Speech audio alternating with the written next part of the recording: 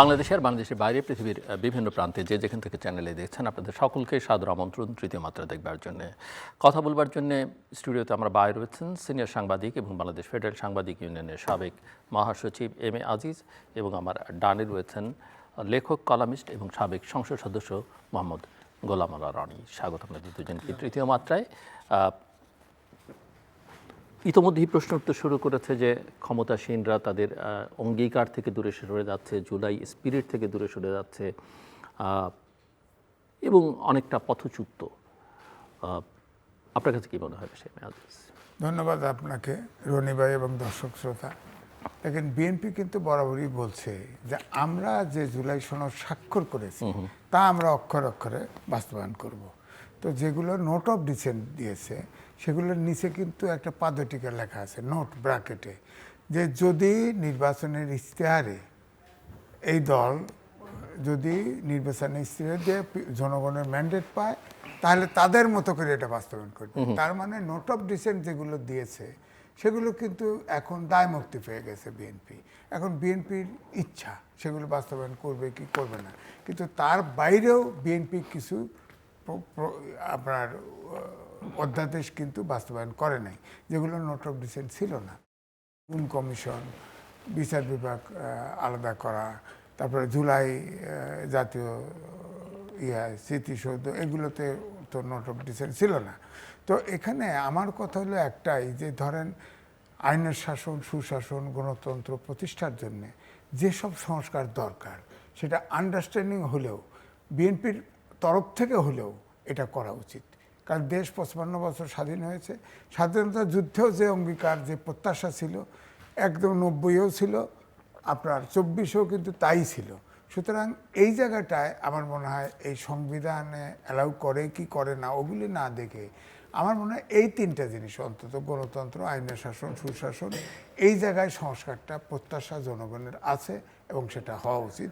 কেউ চাক আর না চাক, বিএনপি 2/3 মেজরিটি আছে, আমার মনে হয় এটা তাদের অঙ্গীকার 31 দফার ভিতরে ছিল, সুতরাং এটা করা উচিত।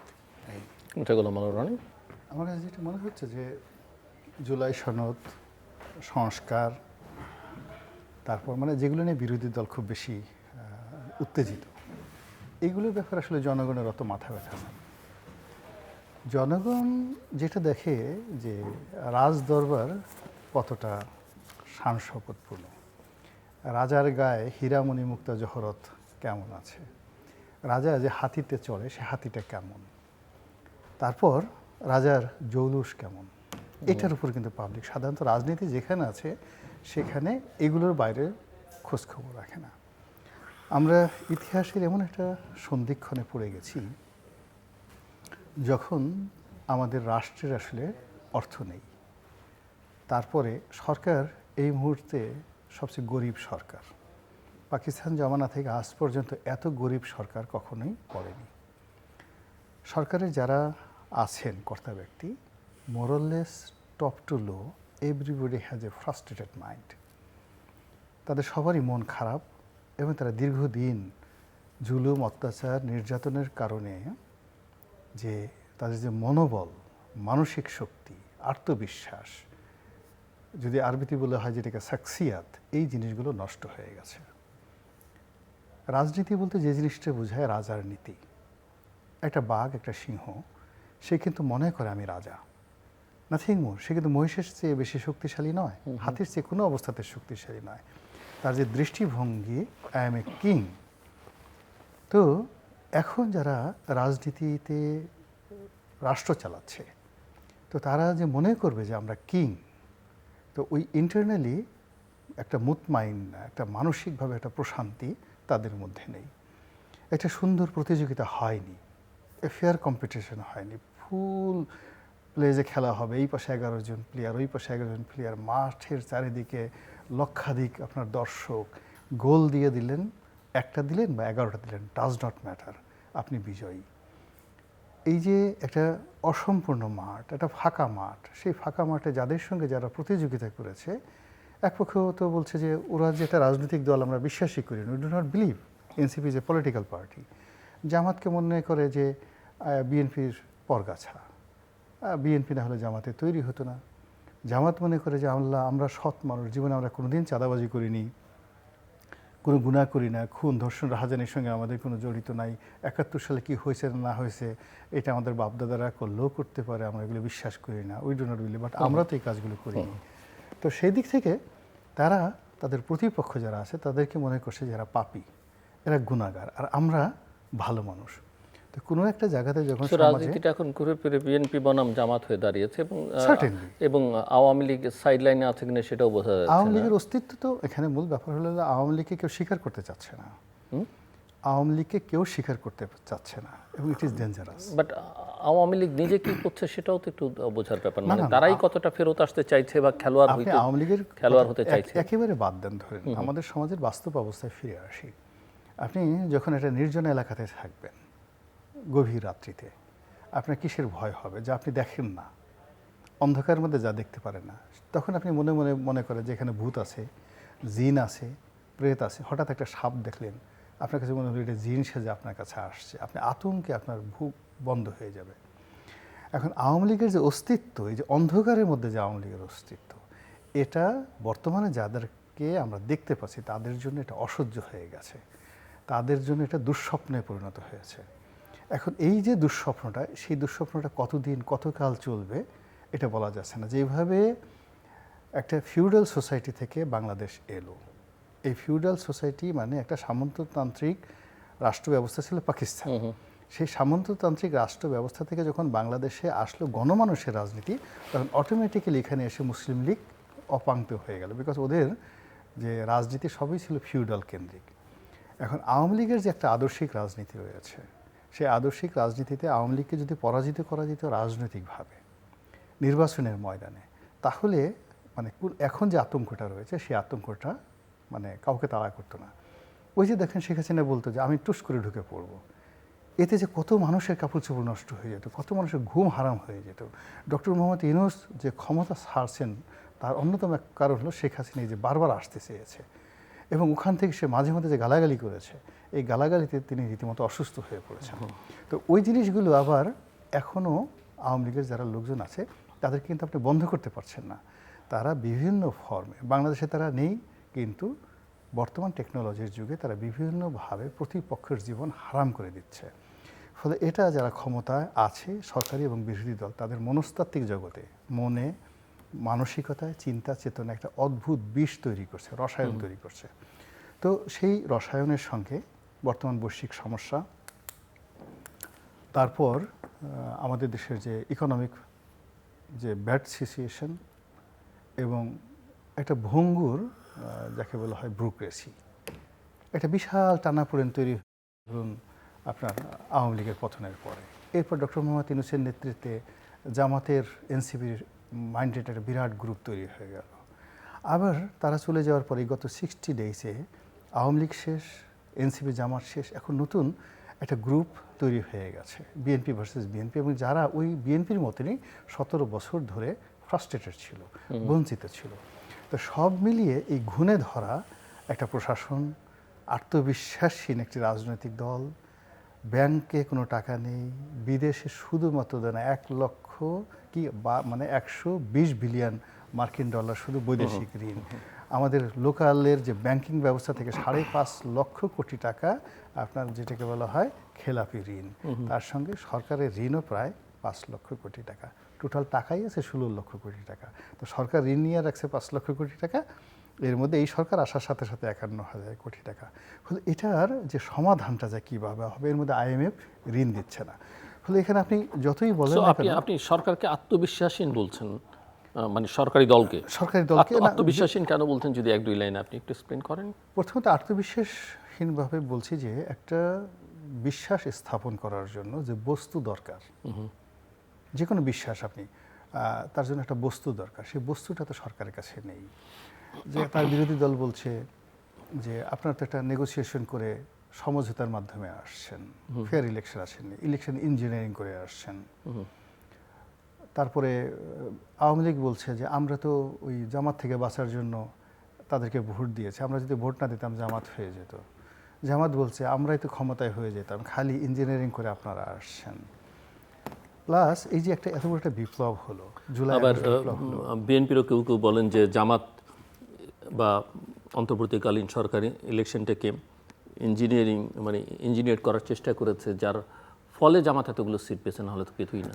মানে এটা তো মানে উভয় পক্ষের যে দাবি অযৌক্তিক তা না। সরকার যেটা বলছে, আমরা তো আপনি আমি আমরা যারা টকশো করেছি, আমাদের প্রেডিকশন কী ছিল, যখনই দেখবেন যে সমাজের যারা বুদ্ধিমান জ্ঞানীগুণী মানুষ তারা যে প্রেডিকশন করে, সেই প্রেডিকশনের পরে যখন কোনো একটা ঘটনা ঘটে, that is accident, that is not a matter. ফলে এই যে আমরা প্রেডিকশন করতাম যে ডক্টর মোহাম্মদ ইউনূসের যে ক্যারেক্টারিস্টিক্স, উনি নির্বাচন দেবেন না, যখনই তিনি নির্বাচন দিয়েছেন মানে এমন ছ্যাঁচা খেয়েছেন, এমন ধরা খেয়েছেন, এমন চাপের মধ্যে ছিলেন যে ওনার নির্বাচন দেওয়া ছাড়া কোনো উপায় ছিল না। তারপরে আমরা বলেছি যে এত সহজে জনাব তারেক রহমান সাহেব আসবেন না, তিনি যখন অল অন এ সাডেন চলে আসছেন, ডালমেকুস কালা হয়।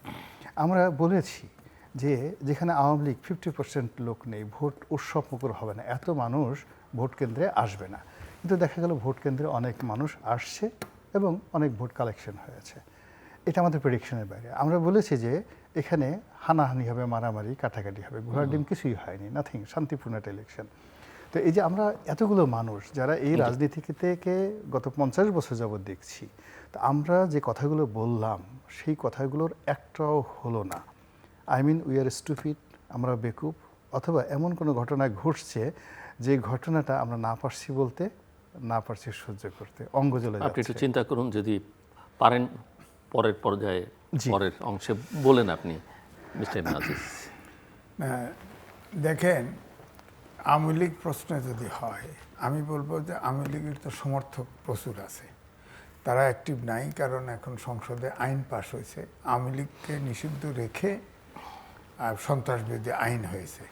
এটা একটা ওপেন এন্ডেড আইন, আমি বলবো কালো আইন। এই আইনে যে কোনো দল কিন্তু নিষিদ্ধ হতে পারে। ধরেন এখন বিএনপি আছে, জামাত মাঠে গেল, জামাত যদি সন্ত্রাসী কর্মকাণ্ড করে নিষিদ্ধ করে দিতে পারে। আবার ধরেন 50 বছর 100 বছর 10 বছর পরে আওয়ামী লীগ আসলো, বিএনপিকে এখনই দোষ করে যে আইন করার পরে বিএনপিকে, অর্থাৎ একে অপরকে নিষিদ্ধ করতে পারে। যেমন 1974 সালের স্পেশাল পাওয়ার অ্যাক্ট ছিল, ডিটেনশন দেওয়া হতো, কোর্টের কাছে যাওয়া যাবে না। মোস্তাকের সময় 15 আগস্টের পরে 80% লোক গ্রেপ্তার করছে মোস্তাক, ওই আওয়ামী লীগের আইন, আওয়ামী লীগের আইন, স্পেশাল পাওয়ার অ্যাক্টে। সুতরাং এই ধরনের আইন কিন্তু গণতান্ত্রিক ব্যবস্থাপনায় সঠিক না, এটা কালো আইন। এখানে যে আইন করে সেই ওটা ক্ষতিগ্রস্ত হতে পারে। সুতরাং এই আইনটা হয়েছে, তো এখন ধরেন যে অবস্থা, এখন একটা এমনি জনশ্রুতি আলোচনা আছে যে একটা রিফাইন্ড আওয়ামী লীগ হতে পারে, মানে নির্দোষ ব্যক্তিদের, যারা ধরেন যারা চুরি টুরি করছে, সন্ত্রাস করছে, এরা তো 1% ভেঙে গেছে। ধরেন আওয়ামী লীগের তো কমপক্ষে আপনার 30% লোক ছিল, এখন যদি শেখ হাসিনা ফেরে তাহলে দেখবেন অভ্যুত্থানের সব শক্তি এক হয়ে যাবে। তাকে অবশ্যই আপনাকে, যেমন মানব জমিনের রিপোর্ট ছাপা হয়েছে, যে সেটা যদি আমি ধরি না, সেভাবে হবে না। কারণ ভারতে এখন চায় না যে আগের মতো যে অন্তর্বর্তীকালীন সরকারের সময় যে টাসেলটা গেছে, সেই জায়গায় ভারতও ফিরতে চায় না। ভারতও বলে যে আমরা নির্বাচিত সরকারের সাথে কাজ করব, এবং এটা তো আমরা পাচ্ছি। যেমন তেল ক্রাইসিস, রাশিয়ার থেকে তেল এনে ভারতের মাধ্যমে দিতে চায়, আবার আমেরিকার গোপন চুক্তি করে রাখছে বাংলাদেশ অন্তর্বর্তীকালীন সময় 3 দিন আগে, ক্ষমতা ছাড়ার 3 দিন আগে। এখন আমেরিকার অনুমতি লাগে, সেটা অন্য আমি বললাম না। এই জন্যে আমি বলছি যে দেশে এখন আওয়ামী লীগ যদি শেখ হাসিনার নেতৃত্বে আসে তাহলে কিন্তু আগের জায়গায় দেশ ফিরে যাবে। তবে রিফাইন্ড আওয়ামী লীগ যে বলেন যে মূল নেতা, তারা তো দেশের বাইরে চলে গেছে। এখন যারা আছে তাদের পক্ষে এত সমর্থক দল, একটা দল সংগঠিত তো করা, যারে তারে বসায় দিলেও কিন্তু হবে না। তবে এটাও ঠিক, শেখ হাসিনার আশীর্বাদ না থাকলে কিন্তু সেই কমিটি কাজ করবে না। সুতরাং আমি এই জন্য বলছি যে আমি খুব দ্রুত আওয়ামী লীগের কিন্তু উত্থান দেখতে পাচ্ছি না, কারণ অনেকগুলো হার্ডেল আছে, এগুলো পার দিয়ে এটা সম্ভব না। আর এখন যেহেতু নিষিদ্ধই আছে, এখন তো তাদেরকে আপনার এই আইনকে উপেক্ষা করে সংগঠিত হতে হবে। যে দায়িত্ব নেবে সেও তো গ্রেপ্তার হতে পারে, কারণ আইন তো নিষিদ্ধ আছে, করা আছে, পার্লামেন্টে পাশ করা, এটা বৈধ আইন। আইনে এখন যদি কেউ এখন ধরেন রনি ভাই দায়িত্ব নিলেন। বিএনপি এটা করলো কেন? কারণ বা অন্তর্বর্তীকালীন সরকারের সময় থেকে আমরা লক্ষ্য করেছি, শুরু থেকে যখন এই আওয়ামী লীগের ভবিষ্যৎ নির্ধারণের আলোচনাটা শুরু হলো, তারা তো সবসময় বলেছে আমরা কোনো রাজনৈতিক দলকে নিষিদ্ধ করবার পক্ষে না। এমনকি জামাতও কোনো কোনো পর্যায়ে কেউ কেউ কখনো কখনো বলেছেন। এবং জামাত আপনি দেখেন এই আইনটা যখন পাশ করে তখন কিন্তু জামাত বসেছিল। জামাত বোঝে নাই যে সেও একদিন আক্রান্ত হইতে পারে। এ ধরেন এই যে মাঠে যাচ্ছে, আপনি দেখেন জামাত তো বলছে যে জুলাই সনদ অক্ষরে টোটো বাস্তবায়ন করতে হবে। তো নারী কোঠায় এখন বিএনপি সিট অনুযায়ী ভাগ করে দিয়েছে, তারা তো নমিনেশন দিয়ে ফেলতেছে। তারা তো আর জুলাই সনদে নাই, তাহলে জামাত নাই। আবার 4 তারিখে মিছিল বার করছে, শান্তিপূর্ণ মিছিল বার করে কাকরাইল পর্যন্ত গিয়ে ফেরত গেছে। তারাও বুঝতে পারছে আইন করে, কিন্তু এনসিপি কিন্তু ঠিকই আলাদা হয়ে গেছে, বেড়ে গেছে, কিন্তু জামাত কিন্তু এটা সমর্থন করছে আইন। তো এটা তো গণতান্ত্রিক রাষ্ট্র ব্যবস্থায় এই ধরনের আইন তো একটা রাজনৈতিক দল আর একটা রাজনৈতিক দলকে নিষিদ্ধ করবে, পার্লামেন্ট আইন করে নিষিদ্ধ করে তার বিপদ ডেকে আনবা, এটা উচিত করে নাই। আমি 1974 সালের রেফারেন্সটা দিলাম। তো এই জন্য আমি বলছি এই আইনটা কিন্তু খরচ সবার জন্য, এটা সবার জন্য। এটা কে কখন নিষিদ্ধ হবে এখন আমরা তো বলতে পারি। ডেমোক্রেটিক পলিটিক্সে এই ধরনের আইন থাকা উচিত না, এটা ঠিক করে নাই। জামাত ওখানে বসে, এখন তো জামাত আন্দোলন করতে পারবে না। আপনি বলেন, এখন জামাত শান্তিপূর্ণভাবে মিছিল করুক, কোনো সমস্যা নেই, ওয়াকআউট করুক, কোনো সমস্যা নেই গণতন্ত্রে। যদি আইন শৃঙ্খলা পরিস্থিতির অবনতি ঘটে তাহলে গরমপানি, লালপানি, টিয়ার গ্যাস, সাউন্ড গ্রেড, 71 থেকে টান দেওয়া, তারপরে জেল ভরা 71 থেকে টান হবে না। ধরেন অনেকেই বলে যে, ধরেন অনেক জায়গায় আপনি খেয়াল করে দেখেন যে জামাতের 2টা নোট অফ ডিসেন্ট ছিল, 2টা। একটা হলো স্থানীয় সরকারে, যে তাদের অর্থনৈতিক ক্ষমতা দেয়া যাবে না, আর একটা হলো নারী কোঠায় 10%। তো নারী কোঠায় তো এখন দিচ্ছে সংসদের সিট অনুযায়ী যে 10% কোটা অলরেডি তো জামাত নমিনেশন দিয়ে ফেলছে। আবার আপনার ইয়েতে স্থানীয় সরকারে তারা তো স্থানীয় সরকার শক্তিশালী করতে চায় না, কিন্তু বরাবরই তো একটা জনমত আছে যে উন্নয়ন কাজ সংস্কারে কিন্তু আছে যে সংসদ শুধু আইন করবে আর স্থানীয় সরকার উন্নয়ন কাজ করবে, অথচ জামাত কিন্তু সেখানে নোট অফ ডিসেন্ট দেওয়া আছে। তারপরে ধরেন যে জুলাই সনদ, জুলাই স্মৃতি একটা জাদুঘর করতে চাইছে, সেখানে কিন্তু নিচে লেখা আছে এক লাইন যে স্বাধীনতার ইতিহাসে লেখা আছে স্বাধীনতার বিরোধিতাকারী দল হচ্ছে জামাত ইসলাম, মুসলিম লীগ এবং নিজামে ইসলাম। সেখানে কিন্তু তাদের আপত্তি আছে। তা আমার বক্তব্য এইটাই যে তাহলে কি এই জুলাই সনদ যদি এইভাবে আলোচনা করতো, জামাতকে এই 3টে রাজি হতো? এখন যে বিএনপিকে দোষ করে অমুকটা আইনে বাধা দিচ্ছে, অমুকটা করতেছে না, সংবিধান দেখায়, ওনারা কি করতেন?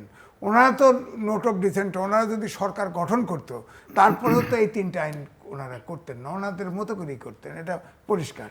দ্বিতীয়টা হচ্ছে যে জামাত ইসলামকেও ভাবতে হবে, ধর গণতান্ত্রিক ব্যবস্থাপনায় যদি আমরা গণতন্ত্রে যেতে চাই, যেটা আকাঙ্ক্ষা করি, ধরেন 71 সাল থেকে তো আমরা বঞ্চিতই বলবো, এদেশের জনগণ, আমরা গণতন্ত্রের মুখ দেখলাম না। হ্যাঁ, আমরা তো একটা অভ্যুত্থান ঘটেছে, সেখানে শিশু, নারী, সব শ্রেণী পেশার 1400 লোকের প্রাণ গেছে। একটা আকাঙ্ক্ষাতে ছিল ফেসিবাদের বিলোপ, অর্থাৎ গণতন্ত্র চাইছে, আইনের শাসন, সুশাসন। সেখানে আপনি যদি বলেন জামাত ইসলাম, এটা তো সার্বজনীন দলও না। আপনি দেখেন এনজিও টাইপের দল, তাদের কত অর্গানাইজেশন আছে, এই অর্গানাইজেশনে জামাত সমর্থক ছাড়া কেউ চাকরি করে? এরা যদি ক্ষমতায় যায় তাহলে জামাতের যে সমর্থক, জামাতের তাদের জন্য দেশ হবে, অন্যদের জন্য তো হবে না। সুতরাং গণতান্ত্রিক যুগেতে আবার গুপ্ত সুপ্ত তো থাকেই, সব দলের মধ্যেই আছে, বিএনপির ভিতরেও আছে, আওয়ামী লীগের ভিতরেও আছে। তো গুপ্ত সুপ্ত আছে যে দলে, সেই দল তো আসলে গণতান্ত্রিক রাজনীতির জন্য ফিট না।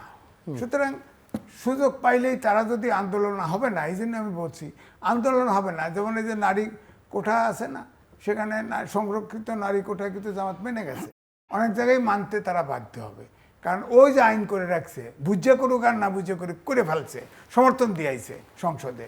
এখন ওইটার প্যারাজালে তারা কিন্তু আর কোনো তাফালিং করতে পারবে না।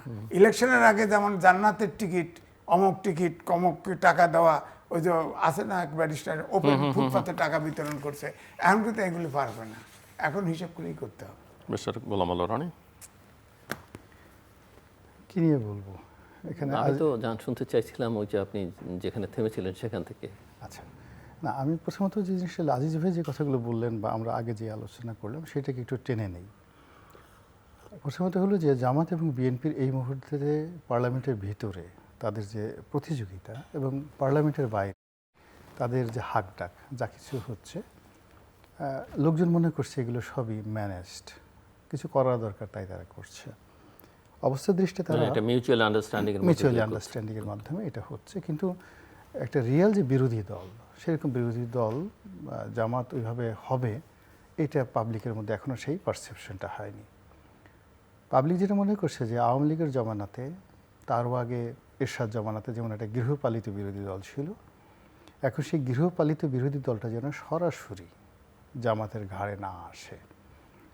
তাহলে কিছু অভিনয় করা দরকার, কিছু বস্তুগত বিষয় থাকা দরকার, কিছু প্র্যাকটিক্যাল বিষয় থাকা দরকার, যে বিষয়গুলো নিয়ে সরকারের সাথে দ্বিমত পোষণ করতে হবে।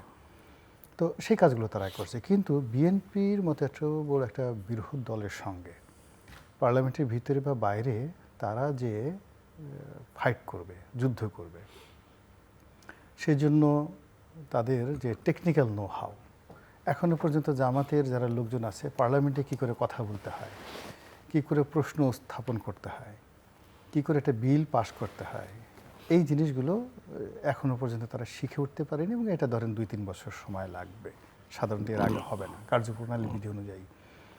এরপরে জামাতের যে ফেজগুলো আছে, এই ফেজগুলো ঠিক বিএনপিতে যারা মানে অভিজ্ঞ পার্লামেন্টারিয়ান আছেন তাদের সঙ্গে গিয়ে ওইভাবে বার্গেনিং করবে, ওইভাবে তাদের সাথে বিতর্ক করবে এবং দেশবাসী সেই বিতর্ক শুনবে। আমি কিন্তু প্রথমে যে জিনিসটা বলছিলাম যে পার্লামেন্ট বলেন, রাজনীতি বলেন, মন্ত্রিপরিষদ বলেন, এই বিষয়গুলো নিয়ে জনগণের মধ্যে একটা আগ্রহ থাকতে হবে, yes they are our leader. কিন্তু ওই পার্লামেন্টে এমন সব দৃশ্য দেখছি, এমন সব কথাবার্তা শুনছি, যে কথাবার্তা শুনে মনে হচ্ছে দে আর নট আওয়ার লিডার, তারা আমাদের নেতা হতে পারে না। বরং এখানে অনেক মানুষ এমন সব কথাবার্তা বলছে যে এটা একেবারে আমাদের প্রান্তিক যারা জনগণ, এমনকি যারা রিক্সা চালক, তারাও সেগুলো নিয়ে ট্রল করছে যে এটা একটা কথা হলো নাকি। এই মানে একেবারে টপ টু লো এখানে যে সমস্ত লোকজন আছে, বড় বড় মন্ত্রী থেকে শুরু করে সংসদ সদস্য, তরুণ, তাদের অনেকের কথা নিয়ে একেবারে সাধারণ মানুষ কিন্তু ট্রল করছে। ফলে পার্লামেন্টের যে আকর্ষণ, পার্লামেন্টের দেখা শোনা, কথাবার্তা বলা, এই জিনিসগুলো এখন নেই। দ্বিতীয়ত হলো যে সরকারের হাতে যেমন খুব চমক সৃষ্টি করা কিছু কাজ সে করলো এবং প্রত্যেকটা কাজের জন্য তো আসলে টাকা লাগবে। এখন যেমন আগে সরকার বললো যে ঠিক আছে আমরা দ্বিতীয় পদ্মা সেতু করবো, it's a very good decision, কিন্তু সেই কাজ করার জন্য তাদের টাকা লাগবে। আমরা এক্সপ্রেসওয়ে যেটা হয়েছে তার সেটা বড় এক্সপ্রেসওয়ে, আমরা ঢাকা থেকে চট্টগ্রাম পর্যন্ত পুরোটা একটা এক্সপ্রেসওয়ে করবো। তো এইরকম যে জিনিসগুলো মানুষকে খুব আকর্ষণ করে ফেলবে যে I my God this is government, they can do it. কিন্তু তারা বলছে আমরা খাল কাটবো, তারা বলছে আমরা গাছ লাগাবো। আরে এটা তো একটা শিশুও পারে, কোদাল দিয়ে খাল কাটা, তারপর শেষে কাছি দিয়ে সুন্দর করে খুঁচাই খুঁচাই সেই গাছ লাগানো, এই সমস্ত বা অসংখ্য কার্ড, আমরা শুধু কার্ড দেবো, হেলথ কার্ড দেবো, ওটা দেবো। কিন্তু পৃথিবীতে অনেক এগিয়ে গেছে। আপনাকে যদি একটা আপনার যে ভোটার আইডি কার্ড আছে, সেই ভোটার আইডি কার্ডের মধ্যে আপনি শুধু তথ্য সংযোজন করবেন, নাথিং মোর। সেখানে ওই তথ্যতে আপনি কার্ড দেওয়ার সাথে সাথে আপনি নিজে জানবেন যে আপনার ফ্যামিলি কার্ডের কী ফ্যাসিলিটিস আছে, হেলথ কার্ডের কী ফ্যাসিলিটিস আছে, এই জিনিসগুলো দেওয়া যেতে পারে। আপনার এতগুলো কার্ড দরকার নেই। কিন্তু সরকার যে কাজগুলো বলছে তাতে অবস্থা মনে হচ্ছে যারা কার্ড ছাপায় তাদের একটা ভালো ব্যবসা হবে। কোনো একটা কোম্পানিকে দেওয়া হলো যে তুমি 50 লাখ হেলথ কার্ড ছাপিয়ে দাও, it will be good business, কিন্তু ওইটার কোনো ইম্প্যাক্ট হবে সোসাইটিতে এখনও পর্যন্ত আমরা এই জিনিসগুলো আমাদের জনগণের মধ্যে আকর্ষণ সৃষ্টি করেনি। মানে সরকার তার 31 এগুলো তো তাদের অঙ্গীকার ছিল এবং এই অঙ্গীকারের ভিত্তিতেই তো তারা ম্যান্ডেট পেয়েছে এবং ভোটও পেয়েছে, 2/3 আসনও পেয়েছে। বাস্তবতা হলো যে আমাদের দেশের মধ্যে এখন পাবলিকের যে সেন্টিমেন্ট এবং আমাদের যে যেটাকে বলা হয় পাবলিক কনসাসনেস, এটা এমন হয় না যে মানুষ 31 দফা দেখে, 7 দফা দেখে, বিভিন্ন দফা দেখে টু দি পয়েন্টে বিচার করে বিশ্লেষণ করে তার ভিত্তিতে কেউ ভোট দেয়। আর যারা এই কাজগুলো করতে চায় বা বলতে চায় তারাও যে খুব গবেষণা করে এই জিনিসগুলো করে, আমি অন্তত এখন পর্যন্ত দেখিনি। যেমন আপনি ধরেন যদি খাল কাটার কথাই বলেন, আমি এখন ফার্স্ট ডে থেকেই সমালোচনা করছি যে বিএনপির এই খাল কাটার প্রকল্পটি সুবিবেচনা প্রসূত নয়। এখন আপনি কোথায় খাল কাটবেন যেখানে পানির যে লেভেল অন অ্যাভারেজে 40 ফিট 50 ফিট নিচে চলে গেছে, তা আপনি তো 50 ফিট গভীর করে কোথাও আপনি পাবেন না। 2 নম্বর হলো যে আমাদের যে খালগুলো অ্যাবান্ডেন্ট হয়ে গেছে, এই ঢাকা শহরে বলেন বিভিন্ন জায়গাতে, আপনি সেখানে যদি 50 ফিটও গভীর করে দেন, আপনি সেখানে পানির প্রবাহ রাখতে পারবেন না। ফলে এখানে শুধুমাত্র যে জিনিসটা দরকার, ড্রেনেজ সিস্টেমটা আমাদের উন্নত করা দরকার, আর হলো রিজার্ভ, পানির যে রিজার্ভ সিস্টেমটা সেগুলো দরকার। আর অন্যদিকে অনেকে বলছেন যে খাল খননের চাইতে অনেক বেশি জরুরি হচ্ছে নদী খনন। নদী খনন এবং নদীর তীর সংরক্ষণ করা আমাদের দেশের জিনিসগুলো, যেগুলো নেদারল্যান্ড, আপনি তো নেদারল্যান্ডে গেছেন, যে সমুদ্র পৃষ্ঠের চাইতে তারা একটা নিচু দেশ, কীভাবে তারা ওয়াটার ম্যানেজমেন্ট করেছে। তা আমাদের দেশের আসলে এই মুহূর্তে যেটি দরকার সেটা হলো ওয়াটার ম্যানেজমেন্ট অ্যান্ড মানে রিভার মরফোলজি। সেই রিভার মরফোলজি সম্পর্কে সরকারের পক্ষ থেকে মানে কোনো বক্তব্য নেই যে হোয়াট ইজ রিভার মরফোলজি। মানে পানি উন্নয়ন বোর্ডের যে একটা আলাদা ডিপার্টমেন্ট আছে, সেখানে একটা ইঞ্জিনিয়ার আছে, chief engineer, river morphology department, এই সম্পর্কে সরকারের কোনো বক্তব্য নেই। এই যে পদ্মা নদী আমাদেরকে কীভাবে সর্বনাশ করছে, যমুনা প্রতি বছর কীভাবে সর্বনাশ করছে, এমনকি তিস্তাতে মানে পুরো সময়টাতে পানি থাকে না, আর বর্ষাকালে এসে দানব হয়ে যায়, রীতিমতো দানব হয়ে যায়। এই জিনিসগুলো নিয়ন্ত্রণ করার জন্য যে রিভার মরফোলজি দরকার, এইটাই এই মুহূর্তে আমাদের খুব বেশি দরকার। কিন্তু তা না করে আমাদেরকে খাল কাটতে হবে, এবং তাও কোদাল দিয়ে খাল কাটতে হবে। একটা প্রধানমন্ত্রী বোঝার চেষ্টা করেন, একজন প্রধানমন্ত্রী তিনি ছুটে গেলেন তার দলবল নিয়ে গ্রামের একটা প্রত্যন্ত অঞ্চলে, সেই আগের সে 70-এর দশকের কোদাল একটা হাতে নিয়ে সে মাটি কাটছেন, আর একজন মাথায় করে সেই মানে 60-এর দশক 70-এর দশকের মতো করে মাটি মাথায় করে নিয়ে অন্য জায়গায় নিচ্ছে। এই দৃশ্য দেখতে কেমন লাগে? এই সিনেমা তো এখন চলে না। আপনি এখন রূপবান, একসময় বাংলাদেশের খুব মানে যাকে বলে সুপার ডুপার হিট ছিল, এখন সিনেমা হলে রূপবান আনেন কেউ দেখবে না।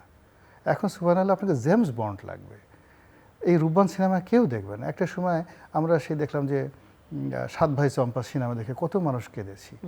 এখন 1976, 77, 78 সনে শহীদ প্রেসিডেন্ট জিয়াউর রহমানের যে সে কাজগুলো ছিল, ওই জমানার জন্য সেটা ওকে ছিল। বাট এখন সেই কাজগুলোকে স্বপ্ন ধারণ করে বিএনপি যে কাজগুলো করছে, এটা আমি পার্সোনালি প্রথম দিন থেকে মনে হচ্ছে যে এটা সরকারের জন্য একটা মানে ব্যাড প্র্যাকটিস, এবং এটা সরকারকে যাকে বলে কোনো রকম বেনিফিট দেবে না। একইভাবে আপনি চিন্তা করুন যে এই যে বিভিন্ন কার্ড করা হচ্ছে, ফ্যামিলি কার্ড, এটার 2 পয়সার মূল্য নেই। আমি 5টা বছর সরকারের সঙ্গে ছিলাম, শেখ হাসিনার অসাধারণ একটা সুন্দর প্রকল্প ছিল, একটি বাড়ি একটি খামার, এর চেয়ে ভালো প্রকল্প হতে পারে না। কিন্তু একটা 1% তার এখানে কোনো আউটপুট আসেনি। একটা বাড়ি হবে, গরিব মানুষকে একটা বাড়ি দেবে, সেখানে একটা খামার করার জন্য টাকা দিবে, প্রায় 1 লক্ষ টাকা বাজেট ছিল, সব 100% লুটে ফুটে সবাই খেয়ে ফেলেছে। তো ওটা ওই প্রকল্প বাদ দিতে, সেখানে এই যে বিভিন্ন ফ্যামিলি কার্ড বা যা কিছু দেওয়া হচ্ছে, এগুলোতে একজনকে 2000, 3000, 2500 টাকা দিচ্ছেন, এই জমানাতে দিয়ে একটা কার্ড দেওয়া হচ্ছে, এবং গ্রামে মেম্বার বলতেছে ঠিক আছে তোমাকে আমি একটা কার্ড এনে দেবো, বা 6 মাসের টাকা আমি খাবো। এরকম অসংখ্য ঘটনা এখন জানাজানি হচ্ছে। ফলে এই অনুৎপাদনশীল যে বিষয়গুলো নিয়ে সরকার এই মুহূর্তে যা কিছু বলছে, এটা তাদের আত্মতৃপ্তি হতে পারে যে আমরা কমিটমেন্ট করেছি, আমাদের 21 দফার মধ্যে আছে, আমরা আমাদের কমিটমেন্ট রক্ষা করেছি। কিন্তু এটা দিয়ে তারেক রহমান সাহেব বলেন, বিএনপি বলেন, সরকার বলেন, তাদের কারোরই ব্যাপারে জনগণের ওইরকম একটা আগ্রহ বা আশাবাদ তৈরি হচ্ছে না। সেই আশাবাদ তৈরি না হওয়ার কারণে সরকারকে বিশ্বাস করছে না কেউ। আপনি চিন্তা করেন যে fuel crisis, what is the problem? সরকারের কথা কেউ বিশ্বাস করছে না। তো এই জন্য হয় কি, সরকারকে এমন কিছু করতে হবে যেটা খুব আশ্চর্য, মানুষজন বিশ্বাস করে, নির্ভর করে, এবং তাদেরকে রেসপেক্ট করে, সম্মান করে। মিস্টার আজিজ, আপনি কি মনে করেন যে সরকারকে কেউ বিশ্বাস করছে না? যেটা না, দেখেন পারসেপশন তৈরি হয়েছে যে সরকার অনেক কিছু আড়াল করছে, গোপন করছে। এটা কিন্তু ভয়ঙ্কর রাজনীতিতে, কারণ পারসেপশন যদি তৈরি হয় নেগেটিভ, এটাকে পজিটিভ করার খুব ডিফিকাল্ট। এখন ধরেন বিদ্যুৎ, সরকার থেকে বলা হচ্ছে যে বিদ্যুৎ মজুত আছে, এবং এমনও বলেছে এক প্রতিমন্ত্রী না ডেপুটি মন্ত্রী যে আমাদের দেশে স্মরণকালের সবচাইতে বেশি বিদ্যুৎ না মানে জ্বালানি মজুত আছে, এবং কেউ বলছে 2 মাসের মজুত আছে। কিন্তু আমার প্রশ্ন, 39টা বিদ্যুৎ কেন্দ্র জ্বালানির অভাবে বন্ধ কেন? 4টে সার কারখানা বন্ধ কেন? সবগুলো সার কারখানা বন্ধ। হ্যাঁ, সবগুলো সার কারখানা বন্ধ কেন? তো এখন যখন এগুলি বন্ধ করে, ধরেন কৃষক কার্ড দিচ্ছেন, কৃষক সেচ দিতে পারছে না, কৃষক সার দিতে পারতেছে না, জেলে মাছ ধরতে পারতেছে না, তার ট্রলারের ডিজেল নাই। এখন ধরেন এই যে সবগুলোতে আপনার জ্বালানি তেলের দাম বাড়াইছে, ধরেন 15 টাকা ডিজেলে বাড়াইছে, কিন্তু ডিজেল আমাদের দেশে যে পরিমাণ ইউজ হয় খুব কম জায়গায়। করোনাকালে দেখেন আমাদের কিন্তু কৃষি বাঁচায় রাখছিল, সুতরাং কৃষিতে ধরেন কৃষকের 10% আপনার 10,000 টাকা পর্যন্ত লোন মৌকুব করে দিছে। এটা ধরে নিলাম কৃষিক্ষেত্রে যতটা সম্ভব দিল, কিন্তু অন্য যত কাজ আছে তার ভিতরে এখন তো প্রায়োরিটি করতে হবে যে আমার প্রায়োরিটি কোনটা আগে। কারণ এখন জ্বালানি হচ্ছে জীবন এবং জীবিকার লাইফলাইন। জ্বালানি নাই জীবন নাই, জ্বালানি নাই বাজার ব্যবস্থা কিচ্ছু নাই। সুতরাং জ্বালানি আপনাকে ঠিক করতে হবে। আপনি বলেন তো 2 মাসের বলা হচ্ছে যে জ্বালানি মজুত আছে, আমারই তো বিশ্বাস হয় না। কারণ তাহলে 39টা বিদ্যুৎ কেন্দ্র বন্ধ থাকে কেন, সার কারখানা বন্ধ হয়ে গেল কেন, বিদ্যুতের জ্বালানির অভাবে। তো আমি একটু আপনার কাছ থেকে বুঝতে চাই যে আপনারা যেটা বলছেন যে সরকার সত্যটা বলছে না কেন? কারণ এই দায় তো আর সরকারের না, যুদ্ধের দায়ও সরকারের না, সরকার মাত্র শুরু করলো কেন সরকার ভাবছে এটা কেন করছে যে এই যে পাগল বাইডেন, ট্রাম্প ইরানের সাথে বৈঠক করতে ফুট করে এটা সমাধান যদি হয়ে যায়, আমরা একটা ক্রেডিট নিলাম যে এই সমস্যাও আমরা ফেস করতে পেরেছি। এর থেকে অর্থাৎ কেউ পরামর্শ দিয়েছে, এর থেকে এইটা করতেছে। কিন্তু সরকার যদি খুব উদার হতো যে ভাই এইটুকু আমাদের আছে, এটুকু নাই, আপনি যদি সত্য কথা আমার কাছে বলেন, কোনো কিছু হাইড না করেন, গোপন না করেন, তাহলে কিন্তু আপনাকে সময় দিতে আমি রাজি থাকবো যে আপনি চেষ্টা করতেছেন, পারতেছেন না। কিন্তু আপনি যদি অবিশ্বাসী হন যে না আপনার কাছে নাই, অথচ আপনি বলতেছেন আপনার কাছে আছে, তাহলে কিন্তু অবিশ্বাস যদি একবার হয়ে যায়, তাহলে আপনি ধরেন এই যে ইতিমধ্যে আমি দেখলাম যে সরকারের ইতিমধ্যে ঋণ আছে 26 সালের জানুয়ারিতে 24 লাখ কোটি টাকা। আপনার অভ্যন্তরীণ অবস্থা থেকে লোন নিয়েছে হলো প্রায় 11.5 কোটি টাকা, 11.5 লাখ কোটি টাকা। বৈদেশিক ঋণ ইতিমধ্যে 13.5 লাখ কোটি টাকা। সামনের বাজেট আসছে, এগুলো সবই পুরনো, যদিও এই সরকার এসে প্রায় 26-এর ভিতরে। আমি 26-এর দায়িত্ব তো পুরনো সরকারেরও আছে বেশ খানিকটা। না, 26 জানুয়ারির থেকে হিসাব। তো আপনি তো 26 জানুয়ারিতে ওরা তো নাই, ওটা তো আপনি ইলেকশনের পরের কথা বলতেছি। তা আমার কথা হচ্ছে এখন তো বাজেট দিতে হবে, বাজেট তো এবারে 9 লাখ কোটি টাকার নিচে হবে না। তো সব জায়গায় লোন তো কয়েক বাজেটের সমান লোন হয়ে গেছে। এখন যদি আপনি বাজেট করেনও 9 লাখ কোটি টাকা IMF লোন, এই ওয়ার্ল্ড ব্যাংক, IMF বা ADB থেকে এনেও যদি করেন, এই লোনগুলো শোধ করতে হবে না। আর দেশটা তো ফোকলা হয়ে গেছে। ইউনুসের সময়ে মধ্যবিত্ত, নিম্ন মধ্যবিত্ত চলে গেছে, নিম্নবিত্ত হতদরিদ্র চলে গেছে। এখন আপনি এই প্রণোদনা দিয়ে এই মানুষকে টাকা পয়সা দিয়ে তো কুল পাইবেন না, কারণ দেশের তো অর্ধেক লোক বেকার হয়ে গেছে।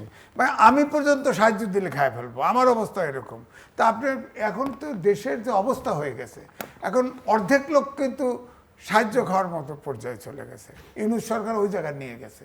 তো এইটার থেকে তো দেশ উঠে আনতে হলে আপনাকে এখন এটা সরকারের ইচ্ছা, কিছু সরকারের কিছু করার নেই। কারণ যুদ্ধ যেটা লেগে গেছে, হরমুজ প্রণালী বন্ধ, তেল আমি বললাম তো, তেল না পাইলে তো শেষ। সরকার বলছে যে হ্যাঁ আমাদের দেশে 5টা জাহাজ তেল নিয়ে আসছে, হ্যাঁ ঠিক, এটা ঠিক আসছে। সৌদি আরবে একটা ক্রুড অয়েল তেল অন্য রাস্তা দিয়ে এনে দিছে, এটাও ঠিক আছে। কিন্তু তেল আপনি যদি তেল থেকেই থাকে, তাহলে রেশনিং করে লাভ কি? তেল দেন না বেশি করে, যাতে মজুত না করতে পারে। যত চায় দেন না তেল, আপনার যদি আসে দেন না। যারা মজুতকারী যে সিন্ডিকেট, জ্বালানি মন্ত্রী বলছে না যে পেট্রোল পাম্পের অসাধু ব্যবসায়ীরা কিছু তো ধরাও পড়লো। হ্যাঁ, কিছু ধরা পড়ছে। ভাই বাংলাদেশের এটা হবেই, টুকটাক হবেই। আপনি অকটেন এবং পেট্রোল, এটা তো বাই প্রোডাক্ট হিসেবে বাংলাদেশে তৈরি হয়। আমাদের ডিমান্ড। এখন আপনি যেটা বলছেন, একটা বলেছেন আপনি যে সরকারের ভেতরে কেউ হয়তো পরামর্শ দিয়েছে যে যুদ্ধ যে কোনো দিন থেমে যাবে, কাজেই কোনো ঝামেলা হবে না, আমরা তেল পেয়ে যাব। আবার যদি সরকার এটা মনে করে থাকে যে যুদ্ধটা কন্টিনিউ করতে পারে, হরমুজ প্রণালী দিয়ে জাহাজ নাও আসতে পারে, সো আমরা তেল সংরক্ষণ করি বা রেশনিংটা করি। না, রেশনিংটা করলেন কখন? যখন যুদ্ধ শুরু হয়ে গেছে, তারপরেই আপনি রেশনিংটা করলেন কি অকটেন এবং পেট্রোলের উপর। খেয়াল করে দেখেন, অকটেন এবং পেট্রোল উপর, যেটা আমাদের দেশে বাই প্রোডাক্ট হিসেবে আসে। এবং এই অকটেন পেট্রোল ব্যবহার করে কে? মধ্যবিত্তের থেকে উচ্চবিত্ত, যারা ওপিনিয়ন তৈরি করে, সারা দেশে কাউল লাগায় দেয়। হ্যাঁ, এদের আপনার তেল আটকায় দিলেন, রেশনিং করলেন। কই গ্যাসে তো আগেও যে লাইন, ওইভাবেই গাড়িতে তেল দিচ্ছে। ডিজেলে সমস্যা আছে কিছু। স্যার রনি, তাহলে ভবিষ্যৎ কি? এত বছর পর একটা নির্বাচিত সরকার এবং যে চিত্র এখন আপনারা দুজন তুলে ধরছেন, তাতে শেষ পর্যন্ত কি বা অল্টারনেটিভ কি কোনো অপশন আছে আমাদের? অপশন আছে। অপশন হলো কি, আমি যে আপনার উনি যখন কথা বলতেছিলেন আমি দেখতেছিলাম যে ভারতের মতো একটা রাষ্ট্রে যাদের মধ্যে এত সুন্দর একটা মিলিটারি ব্যুরোক্রেসি, এখানে 15 লাখ যাদের মানে সরকারি কর্মকর্তা, মানে শুধু মিলিটারি, অন্যান্য যে সমস্ত আছে সব মিলিয়ে তাদের ন্যাশনাল বাজেটে 6% হলো তাদের হলো যে খরচ। আর আমাদের একটা ছোট রাষ্ট্র, এখানে 12%, আমাদের জাতীয় মানে যেটা বাজেটের 12% আমরা শুধু সরকারের বেতন ভাতা বাবদ খরচ করি। তাহলে ডক্টর মোহাম্মদ ইউনূস যে আবার ওই সময়টাতে বেতন বাড়াতে চাইলো, তাহলে এখন আমরা গত বছর আমাদের বাজেটে ছিল 81,000 কোটি টাকা, আর এটাকে উনি করেছেন এই 81,000 কোটি টাকার সঙ্গে আরও 1,20,000 কোটি টাকা, মানে অলমোস্ট 2 লক্ষ কোটি টাকা। তাহলে 2 লক্ষ কোটি টাকা যদি হয় তাহলে 3 গুণ, মানে 33%, মানে এই বেতন ভাতা যদি বিএনপি সরকার মেনে নেয় তাহলে 33% জাতীয় বাজেটে শুধুমাত্র এই খাতে ব্যয় হবে। এই টাকাটা কোত্থেকে আসবে? আচ্ছা, এখন যেটা হয় যে ইভেন আমেরিকাতে বা অন্যান্য যে সকল দেশ, আপনি দেখেন যে কোনো একটা ফেডারেল গভর্নমেন্ট বা লোকাল গভর্নমেন্ট, তাদের যখন কোনো ক্রাইসিস হয় পাইকারি হারে তারা শুধুমাত্র খরচ কমাতে থাকে। রাষ্ট্রশক্তি, ইভেন মিলিটারি সব বাদ দেয়। ওখানে তো আর্মিদেরকেও অহরহ 1 মিনিটে চাকরি থেকে বাদ দেওয়া হয়। এখন আমাদের দেশে যে কোনো মূল্যে এই মুহূর্তে যদি সরকারকে সাস্টেন করতে হয়, প্রথমত সরকারের যে ব্যয় এটাকে অর্ধেকে নামিয়ে আনতে হবে। This is first thing. এখানে রাজস্ব ব্যয় যেটা, হ্যাঁ, রাজস্ব ব্যয় অর্ধেকে নামিয়ে আনতে হবে, এছাড়া কোনো উপায় নেই।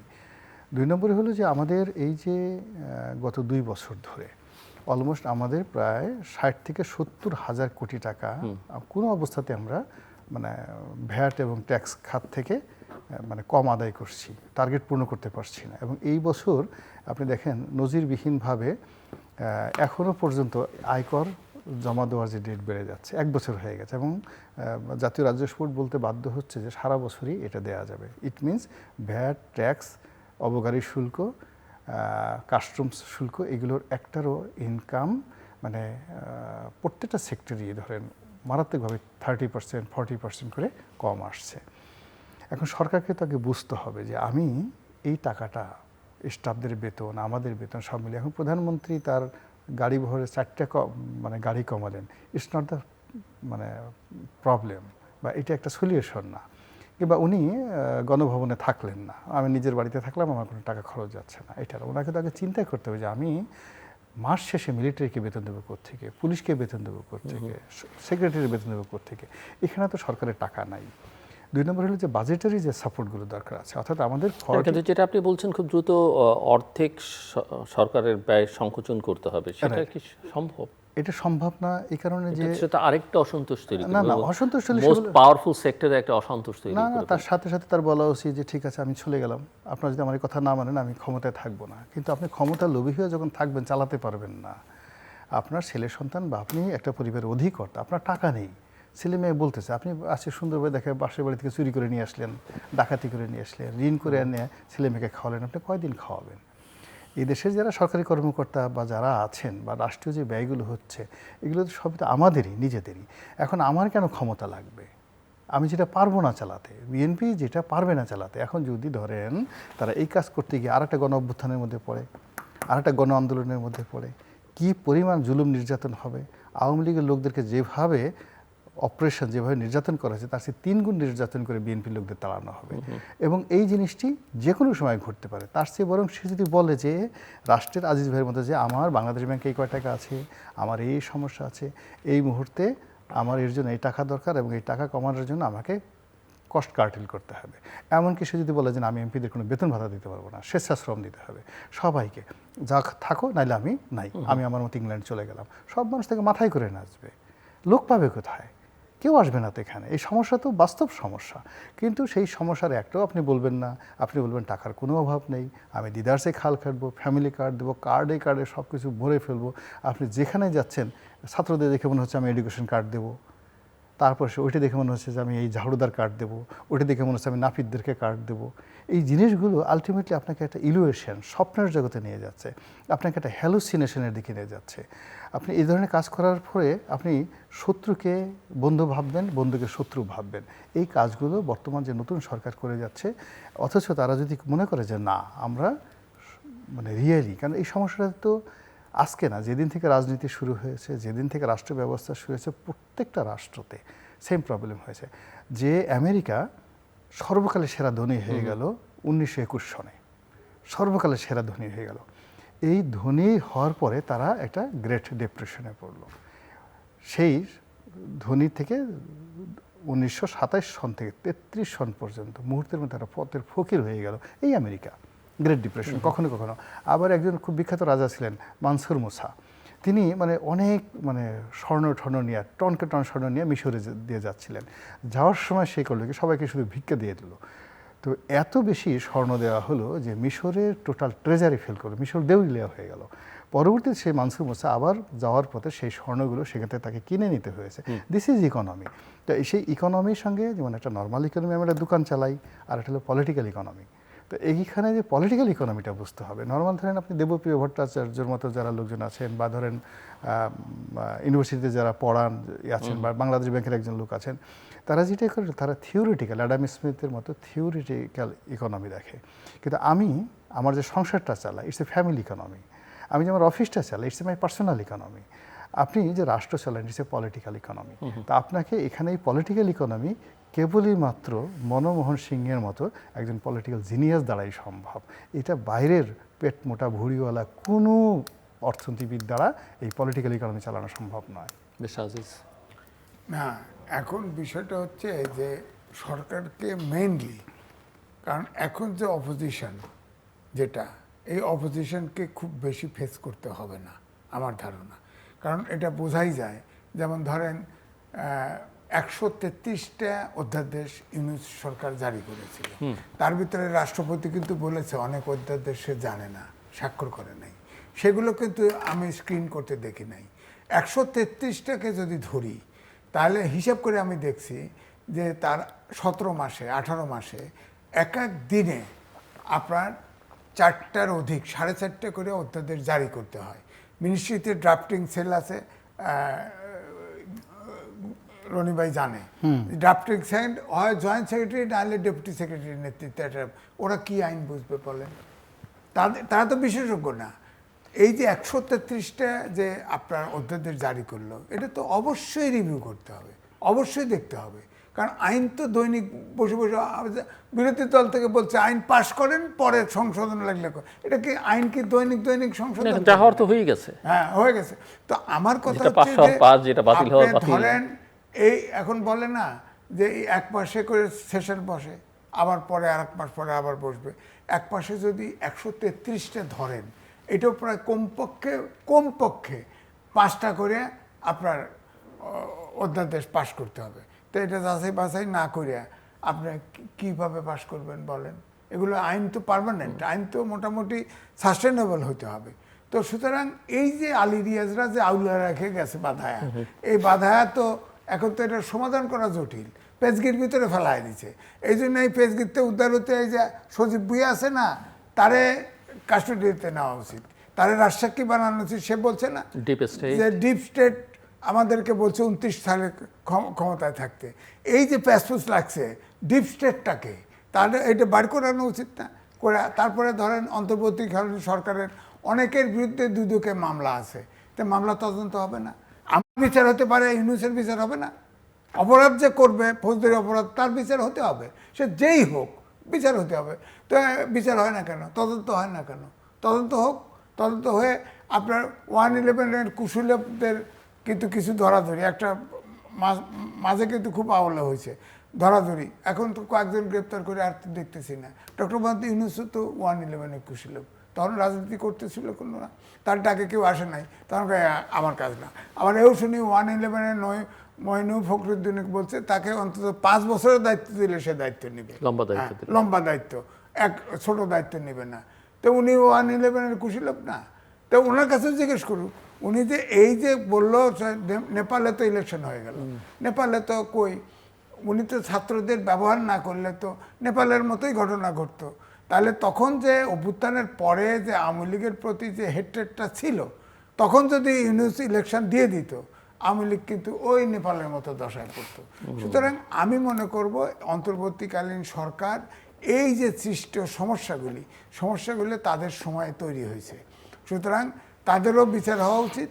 এবং এখন এই সরকার, আমি বলবো না যে অত শক্তিশালী সরকার, কারণ এখন ধরেন তাদের অজান্তেই সারা দেশে ইন্টারন্যাশনাল ক্রাইসিস, জ্বালানি ক্রাইসিস হয়ে সব পুঙ্গু করে ফেলতেছে।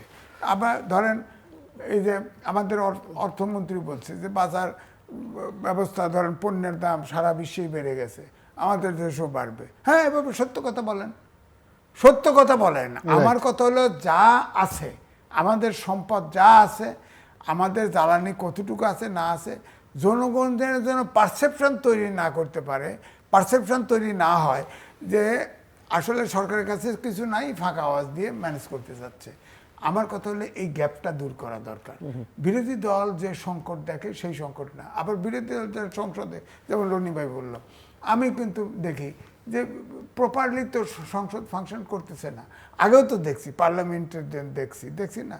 আর সংসদে তো মানুষও মেরে ফেলছে, তাও আছে না, স্পিকার মেরে ফেলছে না, এটাও তো আছে। কিন্তু এই সংসদে তো কিছুই হয়নি। সংসদীয় কমিটি করছে, বিশেষ কমিটি, তার 12 জনের, তার ভিতরে 7 জন বিএনপি, 5 জন জামাত। তখন কিন্তু বিরোধী দলের প্রধান দাঁড়ায় বলল, ঠিক আছে কমিটি করেন, তবে অর্ধেক অর্ধেক রাখেন। মামার বাড়ি আবদার, 2 ভাগ পাইছে বিএনপি, হ্যাঁ অর্ধেক দিব, 7-5 ভালোই রাখছে। কিন্তু জামাত ইসলাম কিন্তু আরেকটা দল এনসিপি টেনসি কাউকে কিছুকে দেয়নি, তারা 5 জন। এখন এরা আলোচনা করে অধ্যাদেশগুলো আলোচনা করে, স্ক্রুটিনি করে, যখন পাশ করে তখন জামাতের আমির বলতে শুনলাম, যেটা সমঝোতা হলো সেটা হলো না, আমাদের কথা রাখা হলো না। ওটা বেসিক্যালি একটা অধ্যাদেশের ক্ষেত্রে ওই জুলাই জাদুঘরের ক্ষেত্রে আমরা ওয়াকআউট করলাম, একটা অধ্যাদেশ, হ্যাঁ ওয়াকআউট করলাম। তো ওয়াকআউট, সেই সমঝোতার কথা বললেন না তো কোনোদিন। কি সমঝোতা হয়েছিল বলছে? সরকারি দলও তো বলে নাই। তো গোপন রাখেন কেন? এই যে গোপন প্রবণতা, এই গোপন প্রবণতাই কিন্তু এখন বড় সমস্যা হয়ে দাঁড়াইছে। সমস্যা কিন্তু তেল সংকট না, জ্বালানি সংকটও না, সমস্যা হচ্ছে গোপন সংকট, গোপন রাখার সংকট। গোপনীয়তার অঙ্গীকার আছে। এটাই আমি বলতেছি যে এখন ধরেন বিরোধী দল যেগুলো করতেছে, এরা কিন্তু সরকারি দলকে, আমি সংসদেও দেখছি যে একদম সরকারকে ফেস করার মতো কোনো স্ট্যান্ডই নেই, মানে বিরোধী দলের কোনো সক্ষমতাই নেই। তারা একদম হয়ে যায়, মানে কি বলবো, যে কোনো কিছুই ফেস করবে। একমাত্র স্বরাষ্ট্রমন্ত্রী একজনের কথাই ফেস করতে পারে না, সব আউলা যায়।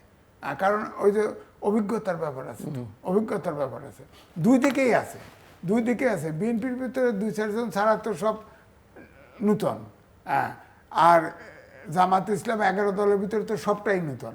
সুতরাং পার্লামেন্টের নর্মস তো মানেও না, আবার ফের কীভাবে ফেস করতে পারে সেটাও বোঝে না। এখন ওয়াকআউট করছেন, সেটা তো হিসেব করা দেখতো যে আমি ওয়াকআউট করে মাঠে যাব, মাঠে যেয়ে আমি কী করতে পারবো?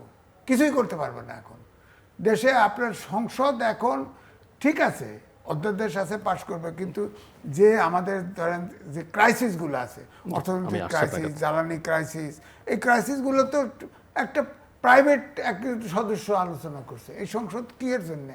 সংসদকে এই যেটা রনি ভাই বললো যে জুলাই সনদ পাশ হইলো কি পাশ হইলো না, জনগণের কিছু আসে যায়? হ্যাঁ, আপনার কৃষক তেল পায় না, জেলে তেল পায় না, আমি খাবার পাই না, হের চিন্তা নাই, বাজারে গেলে 100 টাকার নিচে কোনো ভেজিটেবল পর্যন্ত নাই, কক মুরগির দাম 320 টাকা কেজি, দেশি মুরগির দাম 700 টাকা কেজি। বলেন তো দেখি, এটা শুনছেন জীবনে? গরুর মাংস, এবং ওটা না খেতে পেলে যে একটা বিকল্প খেতে হবে, সেরকম লোক এখন, এই পরামর্শ দেওয়ার লোকও এখন বাংলাদেশে পরামর্শ নাই। 5ই আগস্টের পরে সেই লোকও নাই এখন। বিষয় গোলাম আল্লাহ রানী, ক্লোজিং রিমার্কস। ফার্স্ট থিং হলো যে আমাদের দেশের যে এক্সিস্টিং, খুব সংক্ষেপে বলছি, আমাদের দেশের যে এক্সিস্টিং সমস্যাগুলো, এগুলো আওয়ামী লীগ জমানাতে যেগুলো রেখে যাওয়া হয়েছিল সেগুলো ডক্টর ইউনূসের জমানাতে 3 গুণ 4 গুণ হয়ে গেছে এবং এই সরকারের আমলে সেগুলো বাড়ছে এবং সেগুলো একটাও কমার মতো কোনো সম্ভাবনা নেই। তো সেদিক থেকে মনে হয় যে ইরানের যে যুদ্ধ এবং এই যে ফুয়েল ক্রাইসিস, এটা সরকারকে এই 60 দিনে একটা ব্রিদিং টাইম দিয়েছে। যদি এই সমস্যাগুলো না হতো, মানে যদি ইরান এবং আমেরিকার যুদ্ধ না হতো, এই গ্লোবাল ক্রাইসিসটা না থাকতো, এতদিন শিক্ষকদেরকে বিএনপি রাস্তায় নামাইছিল ইউনূসের জমানাতে বেতন ভাতা বৃদ্ধি করার জন্য, সেই শিক্ষকরা এখন রাস্তায় নামতো।